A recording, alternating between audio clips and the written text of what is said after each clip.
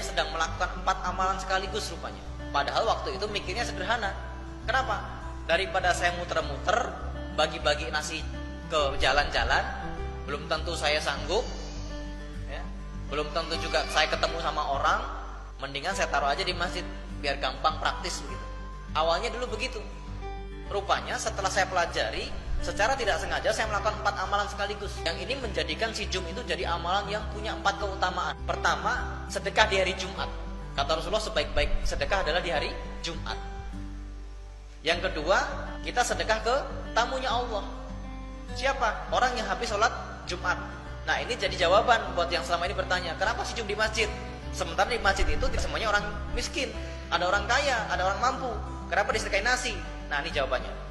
Bapak Ibu, kita tidak sedang zakat. Kalau zakat itu wajib ke yatim, fakir, miskin, gharib, ibnu sabil, amil, dan seterusnya. Zakat ada aturannya. Tapi kalau sedekah boleh kepada siapa saja, bahkan termasuk pada orang kaya sekalipun. Kalau nggak percaya, coba ketika Bapak Ibu umroh dan haji di Mekah, di Masjid Nabawi mau di Masjidil Haram, banyak nggak orang yang bagi-bagi makanan? Banyak? Ya. Padahal yang berangkat umroh dan berangkat haji itu kira-kira orang berduit nggak? Minimal ada duitnya, Pak.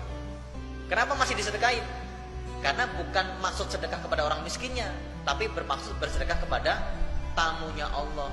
Orang-orang yang bersedekah makanan di Masjidil Haram, di Masjid Nabawi itu bukan sedang bersedekah kepada orang miskin saja, tetapi mereka ingin memuliakan tamunya Allah.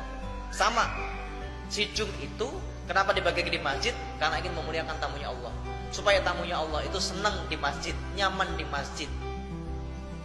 Karena kita ini sudah mulai bergeser, Pak, masjid ini. Masjid ini fungsinya mulai bergeser. Jadi sekedar tempat sholat.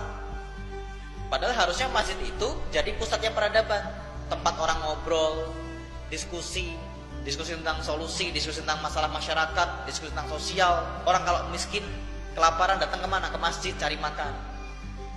Orang nggak bisa bayar sekolah, datang kemana? Ke masjid. Orang butuh keadilan, datang kemana? Ke masjid. Orang butuh ilmu, datang kemana? Ke masjid.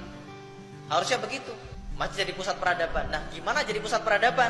Kalau masjid tidak jadi tempat yang nyaman untuk nongkrong, untuk ngobrol. Nah, supaya nongkrong dan ngobrolnya enak, dikasih makanan, dikasih teh, kasih kopi, ya, biar ngobrol.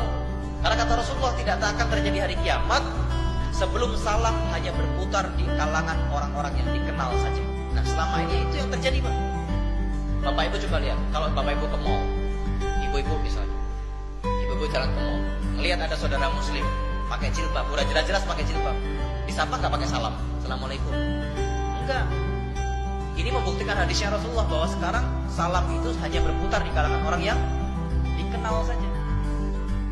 Harapannya dengan wasilah makan siju, ngobrol bareng, jadi silaturahim. Jadi kenapa siju itu diberikan di masjid? Pertama karena di hari Jumat. Yang kedua bersedekah kepada tamunya Allah. Dan Bapak Ibu bisa terjadi loh. Orang yang kaya, yang mampu, yang makan nasi Jumat yang Bapak Ibu bagikan, kemudian tergerak hatinya untuk melakukan amalan yang sama di tempat itu. Dan itu terjadi. Mungkin dia bingung, loh, saya orang mampu, kok saya dikasih nasi. Tapi lantaran kemudian dia makan, dia jadi kepikiran, iya juga ya, kenapa saya nggak tiru juga di kantor saya? Kenapa saya tidak tiru di kampung saya? Kenapa saya tidak tiru di kompleks saya? Akhirnya jadi menyebar amal kebaikan itu. Bersedekah kepada orang kaya boleh, dengan harapan dia merasakan nikmatnya Islam sebagai rahmatan lil alamin, dan kedua supaya dia termotivasi untuk bersedekah kemudian. Ya, jadi clear ya, jelas ya, bahwa ini adalah sedekah yang boleh kepada siapa saja, tidak harus kepada yatim, tidak harus kepada miskin. Yang ketiga, amalan yang menempel di sijum adalah dia bersedekah di masjid. Yang tadi sudah saya jelaskan kemuliaannya masjid. Dan yang keempat, sedekah berupa makanan. Ya, kata Rasulullah, salah satu sedekah terbaik adalah sedekah makanan.